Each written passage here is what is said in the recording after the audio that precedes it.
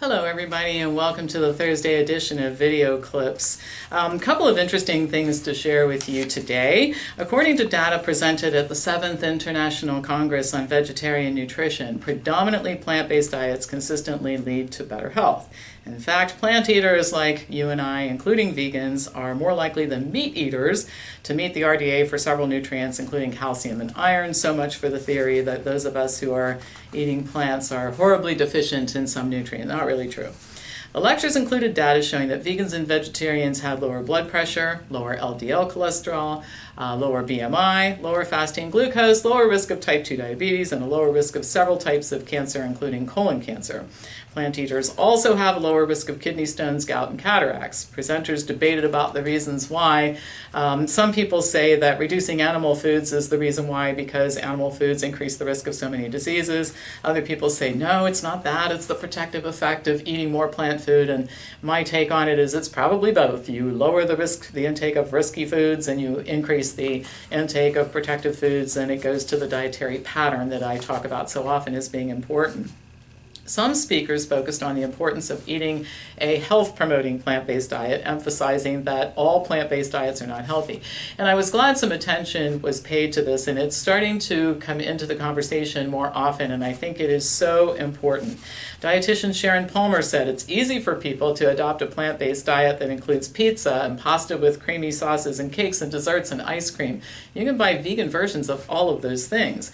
And she added that food manufacturers capitalize on the increasing interest in eating plant-based foods, and there's no end to the fortified junk foods and highly processed plant-based foods that food manufacturers will come up with.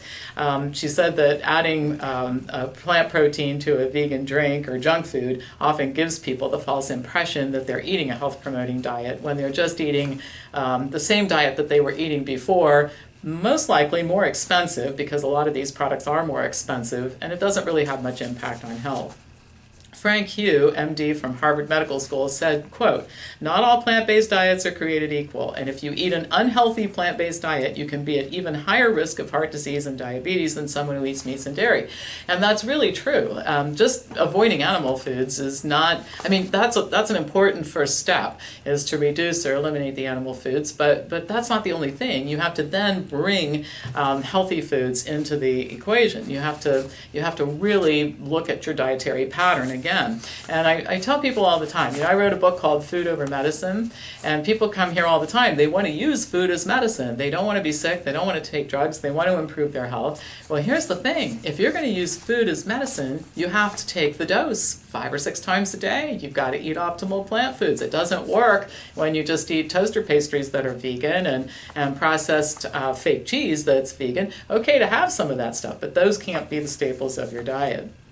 Gary Fraser, who's with Loma Linda University, has been talking about this for years, and he says that much more clear definitions are needed. He once referred to pudding and cake vegetarians who are eating, we all know people like this. They're not eating animal foods, but they're just eating a terrible diet nonetheless.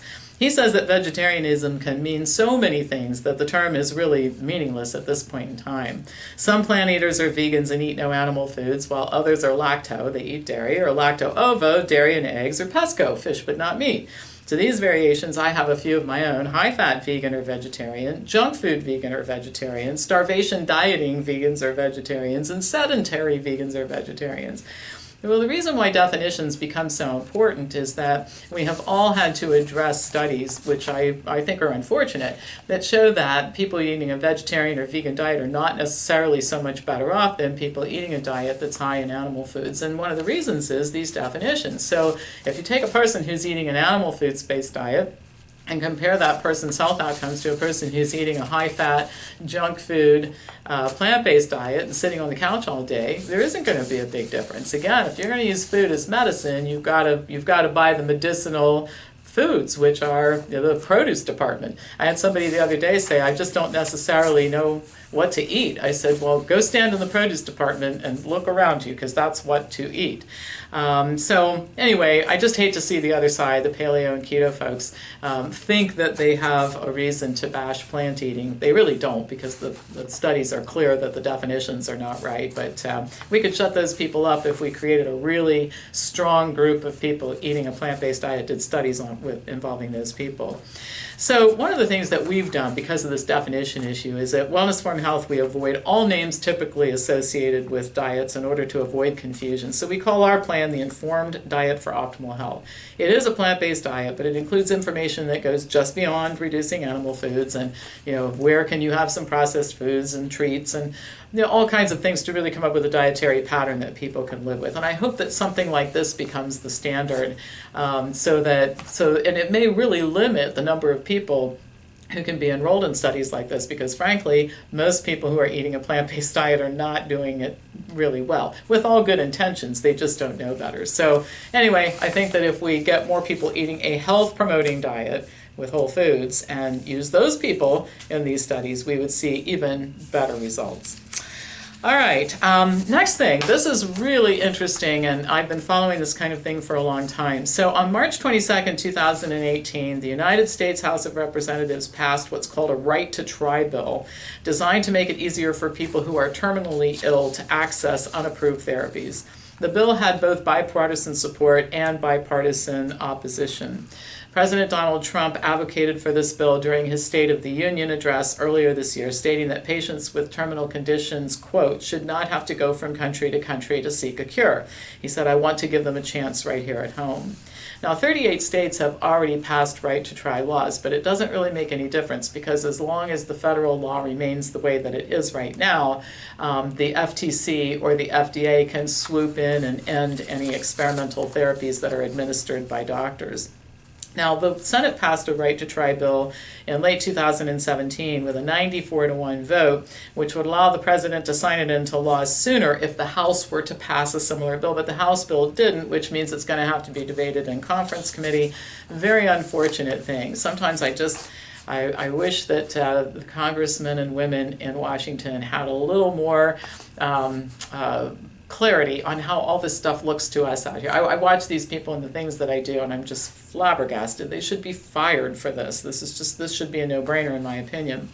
Well, what this law will do, assuming they're going to figure it out, and I think there's enough public support that they may just have to, the law allows patients who have tried FDA-approved treatments to petition for treatment with any medication that has passed the first of three phases of clinical trials. And so opponents to the bill, let's look at them first. They include, and not surprisingly, the FDA, the American Cancer Society, the American Society of Clinical Oncology, the Leukemia Society, and the National Comprehensive Cancer Network. What they say is the goal is not to help terminal patients, the goal is to weaken the FDA. Should this bill actually become law, the FDA would have no say over the dosing or administration or other details. Now, my comment on this is I don't know how the FDA could be any weaker than it is right now. It's approving 96% of drugs that are submitted by drug companies to be used in the marketplace, and there is virtually no supervision. The FDA continues to allow drugs on the market to remain on the market that shouldn't. And I just on Tuesday, if you watched my Tuesday video clip, I was talking about psychiatric drugs, in spite of the fact that the overwhelming majority of people have side effects from these drugs and also have difficulty withdrawing. The FDA allows Cymbalta to have on the label. Only 1% of people have these side effects or withdrawal symptoms. So weakening the FDA is not an argument, in my opinion. Opponents also say that most drugs that survive phase 1 trials don't end up being approved because they're ineffective or not safe. The opponents also don't like the fact that there is limited liability for practitioners administering these experimental therapies and limited ability to file claims against the manufacturers. So. And then there are other problems. The opponents are bothered by clauses that allow insurance companies to opt out of paying for experimental treatment, saying that some patients and their families could go bankrupt as a result of having to pay for these treatments themselves. Now, all of this just makes my hair stand on end. Opponents, again, like congressmen, seem to be completely disconnected from the lives of the people they claim that they're protecting. Many cancer patients and their families suffer considerable financial stress as a result of paying for traditional treatments, many of which are useless and harmful.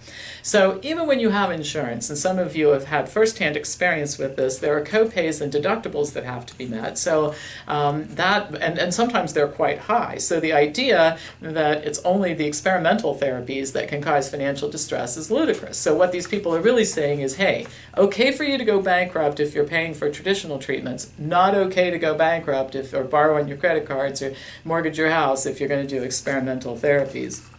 As things stand right now, only the wealthy can afford to get on a plane and go to other countries to seek treatment, while people who don't have money are stuck here, and they're stuck often even in their own locations offering whatever the local medical centers have to offer. Last but not least, I really feel, and I've been saying this for a long time, patients should be able to choose for themselves. The government should not be regulating this so much. I'm hoping that there is a collective uprising of people who are sick and tired of the government telling us what to do, particularly when it comes to something as personal as my personal health, my body, my cancer treatment, etc. Opponents, on the other hand, or proponents, on the other hand, I should say, talk about the fact that if patients were allowed to try things that they wanted to try with these limitations, it has to be a drug that's passed the first clinical trial, phase 1 clinical trial. It would, quote, establish a robust informed consent policy to allow access to unapproved drugs. Let people decide what they want to do with their own bodies after looking at information. Get the government out of the way. Now, personally, what do I think of this? It's a step in the right direction. It doesn't go far enough. Cancer patients with dire prognoses should be able to do whatever they want. I have never understood how and why you would spend a nanosecond, let alone pass laws and spend a lot of time talking a person with stage 4 cancer out of doing anything they want to do, including nothing at all. These people have dire prognoses, and they should be able to do anything they want to do. I mean, assuming it doesn't hurt another person. So what I'm hoping is that somehow Congress will figure this out, even though they seem to be inept and incapable of getting much done. Let's hope in this case they do get it done. The president said he would sign it. And let's let this be the first bill that's passed in a series of bills that gradually loosen the reins on opportunities for health care. I mean, it's just insane that this is being debated so much. And what I suspect is that this is like a lot of other things. The people in Congress who've been affected by this type of thing probably understand and are very enthusiastic about it, whereas it's very easy for people who've never had a stage 4 cancer patient in their own family, for example, to be high and mighty and the FDA is fabulous and they should control everything. Well, wait till your mother or father has stage 4 cancer and the treatment that you think and that person thinks is right is only offered in Mexico or Germany or someplace else. See how you think about it then. Again, the disconnect between our elected officials and the people they say they're serving, it's significant and very frustrating. All right, that's all for today. As usual, pass this on to anybody who you think might enjoy watching it, and I will be back to you on next week with more news.